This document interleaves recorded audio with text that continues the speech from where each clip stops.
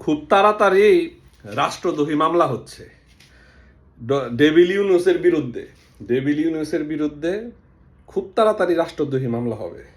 এই নোবেল বিজয়ী আন্তর্জাতিক খেলোয়াড় এর বিচার কার্য খুব তাড়াতাড়ি শুরু হবে।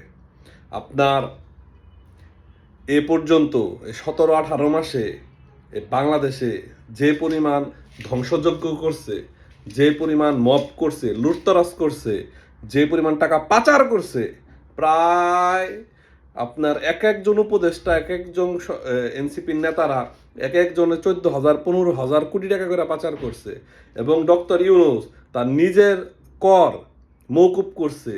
সে নিজের নামে বিশ্ববিদ্যালয়ের লাইসেন্স নিছে, সে নিজের নামে রেকর্ডিং লাইসেন্স নিছে, সে নিজের নামে মেডিকেল কলেজের লাইসেন্স করছে।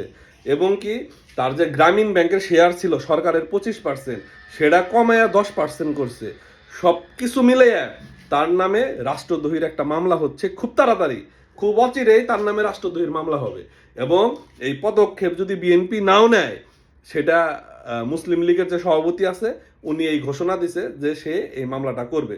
এটা তো কেবল শুরু, এইরকম একজন না, এইরকম তার নামে মামলা অনেক হবে। এবং এই মামলা বাদী দাঁড়ানোর মতো অনেক লোক আছে বাংলাদেশে, যারা এই দেশদ্রোহী, এই জঙ্গি, এই মেটিকুলাস ডিজাইনার বাংলাদেশটাতে যেভাবে পরিকল্পিতভাবে ধ্বংস করে দিয়ে লাখ লাখ কোটি টাকা পাচার করে নিল এই 16-17 মাসে।